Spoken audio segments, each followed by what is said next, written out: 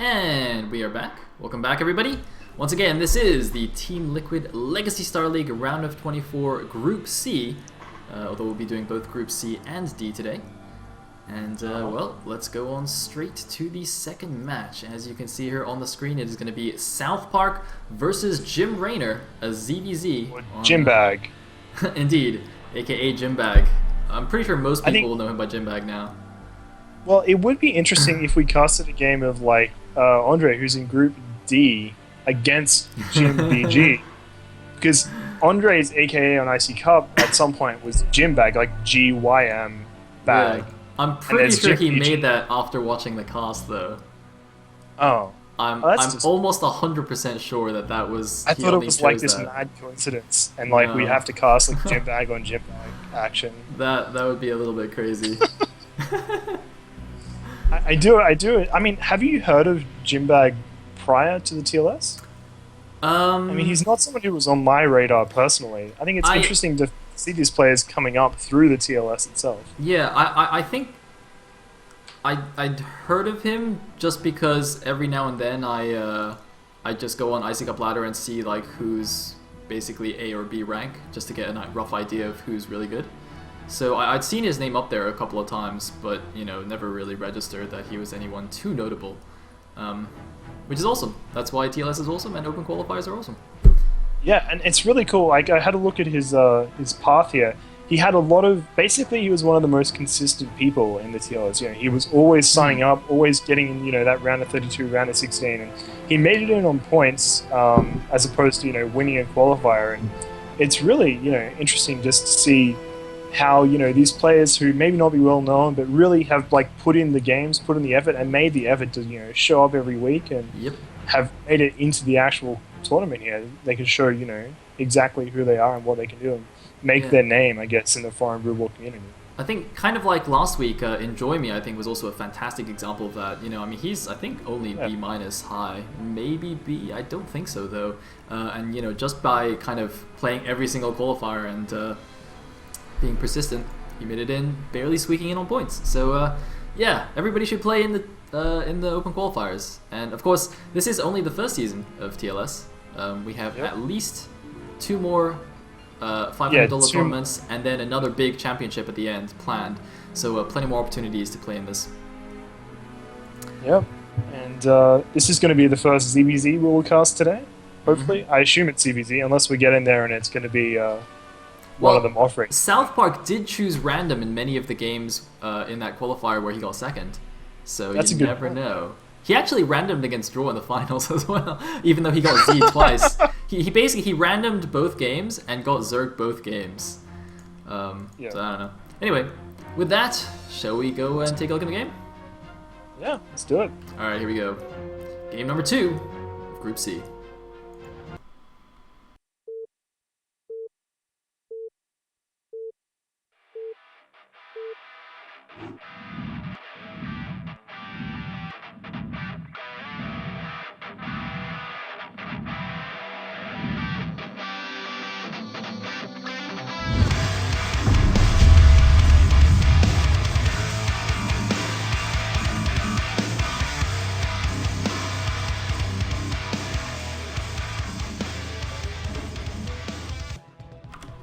And here we are in set number 2. At the top left as the orange Zerg, we have Jim BG, aka Jimbag. At the bottom left as the purple Zerg, we have SJ SouthPark. Fantastic. And we have the same observer as last time, Green 45 Project. If anyone has any theories on who this actually is, please let us know. But yeah, ZVZ, close-ish air positions, I guess. I mean, I guess positions aren't really that relevant in the ZVZ matchup. And really, I think the big thing you need to look out for in this matchup, at least as far as my understanding goes, is basically who's going to drop their pull first, and will they be able to kill the other player before that advantage can actually come to fruition in terms of the economy of the other player. Actually, I'm gonna... Oh, hold on. Looks like, okay, different overload scouting patterns here. SouthPark's doing the standard scout and going vertically. Jim-Raynor is going horizontally, which makes me suspect he might want to go for a 12 hatch. No, I'm completely wrong. He's going for a 9 pool. Wow, okay. Let me say something smart to help save myself. Yep. I think the positions actually, in this case, do affect the matchup quite a bit because since they're vertical positions, their naturals are going to be extremely close by air, which means that going for any kind of early expansion and then trying to hold off someone who went for a faster pool and got faster Mutalisks could actually be very, very difficult here. I mean, on some bigger maps like like on Fighting Spirit, for example, is the classic map, you can go for a 12 hatch and kind of play defensively and just sit around in your base, defend against Lings, defend against Muta Harass, and try and just play the more economic game that way, as far as EVZ goes at least. But in this case, I think that'll be a lot more difficult. So I think it's likely that we'll see them both on one base for a lot longer. Even for ZVZ, where you generally see one basing for a long time, it's going to be even longer in this case. Well, SouthPark's going to have a pretty significant advantage here as well. Getting that scout first, knowing where his opponent is, and the fact that he has gone for the one base build just gives him that edge. Jimbag's going to have to play insanely defensive here, not knowing, I guess when you go for a 9 pool, there's no words such as defensive, but he has to be a little bit more careful. He can't just move his Lings out on the map and, just be like, well, I hope there's nothing hiding around, going to come and backstab me or anything like that, whereas, SouthPark's going to have all the information he needs to make informed decisions, and maybe we'll be able to, sneak out an extra drone healer there, get his tech a little bit faster, and it looks like his lair is a lot faster. It's going to be speed first for Jimbag, whereas no speed yet at all for SouthPark, because he's going to just play a really defensive, quick lair 9 pool here. Yeah, and that's very interesting. So his Overlord saw the Lings of Jim actually moving out of his base, so he immediately just pulled his Lings back up the ramp and made them a defensive arc here. Even though he had the same number of Lings, he knows that since he's going for the faster lair, if Jimbag does go for the faster speed, he doesn't really want to be caught out in the open on the map. So just playing a defensive game, as you said, and just going to kind of hold the top of his ramp here. Jim's poking around a little bit, but it's very unlikely that he'll be able to bust up here. He's not going to have the superior Ling numbers that he really needs to do it. So just going to poke around a little bit. You can occasionally try some fancy micro tricks like sending 2 Lings to focus down 1, but yeah, this is not going too well, although he does grab a free Ling right there. Yeah, I like to call this Ling chicken, where it's like, one Ling will run up and attack another one, and it's like, which player is going to blink first? And wow, making some pretty bad trades here for Jimbag. Actually lost a fair few Lings here. I think he's actually behind, oh no, he's actually even on supply, but I feel like his Ling count could be, too high right now. But I don't think it actually matters that much. With so many Lings at the top of a ramp, it's going to be incredibly hard to bust up there with just Lings.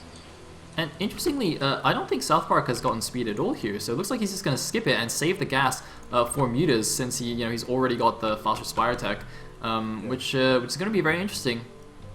His Overlord, of course, does also. It's one of those things like, getting that earlier Spire is obviously going to give him an advantage, but when it gets into the mid game, like if this does go to the mid game, not having speed Lings, you're going to have to go back and get that afterwards, because Lings are really crucial in terms of, getting Ling backstabs, things like that in the mid game when the Mutas are out of position. That can be really important, and if you don't have that in your arsenal, you're going to be a lot weaker than the other Zerg player. Yep, I completely agree. But, well, I guess we'll see how long the game does actually go here. As I said in the beginning, going for the second base here is quite risky in these positions. So perhaps both these players will just kind of leave their Lings at the top of the ramp, as we see already, and just kind of forget about them for a while. Now the Spire has finished now for SouthPark. He has just gone straight for Mutas. I was wondering if he might make, like one pair of Scourge and try and quickly run over to his opponent's base and try and snipe one of the Mutas as they fall from the eggs. But it looks like he decided just to go straight for the Mutas. Probably a good decision actually, since he did save the money from the speed just to get that extra little boost to his air earlier on. Looks like he's still not getting that. He's actually gone for +1 air attack for his Mutalisks. Let's see. And look at this, +1 air attack from Jim as well. Very, very interesting. That's incredibly interesting, because it's probably the less standard upgrade to get in this matchup. The armor gives you a lot of benefit in terms of reducing the damage from the Mutaglaze, whereas the attack damage would give you, better attacking on spores, better, killing with Scourge and things like that. Yeah. There are a couple of Scourge out now for SouthPark as well, so he could potentially go for that snipe when the Muta numbers are small, and if the player's sort of caught off guard, not microing their Mutas for half a second and the Scourge come in, you can easily, just snipe a Muta straight off the bat. And it's one of those things that you probably wouldn't notice quite as much in, say, a Korean Brewer match, because the players, have sort of, more control over their Mutalisks in general than you will find in a foreign match, whereas I'd say Scourge are probably more effective in foreign ZVZ. I would definitely agree. And And one thing that's going back to this +1 air versus +1 carapace, the main reason I think that you do this is because first of all it's slightly cheaper. It's 100 versus I believe 150 for carapace, and I think it also finishes slightly faster than carapace. I'm not sure by how much, but I think it actually finishes faster. So so this basically means that you're going for a much very basically an early kind of timing attack. Where, you know, if the other guy has gone for carapace, you can kind of hit, even if you both started it at the same time, you can hit actually when your upgrade is done and the carapace isn't finished yet and get a nice little advantage that way. So so that would be quite interesting. But of course, since both of them went straight for the +1, that's not really going to happen.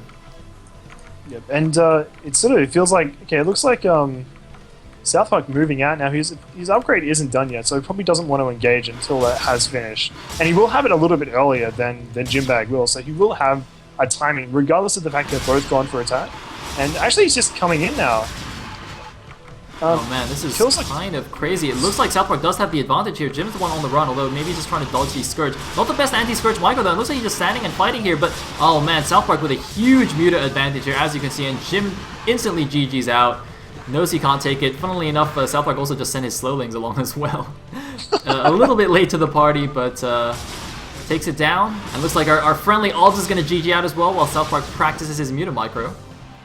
And that is going to be game number 2. I think that just early couple of Scourge easily, you know, took down a Mutalisk, and once the numbers get imbalanced, it spirals out of control from there. You know, you have a 2 Muta advantage, and then suddenly, bam, it's 5. One thing also was that SouthPark sniped an early Overlord and Jim didn't get one of his own, so I think that was also a pretty pretty nice advantage there for SouthPark as well. Yeah, it's one of those matchups where, you know, the little advantages you can take from the build orders and things like that, suddenly, you know, it'll just, you know, spiral out of control, and that's pretty much what happened there. I'm sort of a little bit skeptical of the timing that SouthPark decided to go, but obviously it worked. But I don't know why you would attack when your +1 attack is just about to finish, but hey, whatever. Yeah. I don't know, man. It's a mystery to me as well. Yeah, so that means we're going to get draw versus SouthPark in our winners match. Exactly. And we'll be back for that after this break. See you guys in a bit.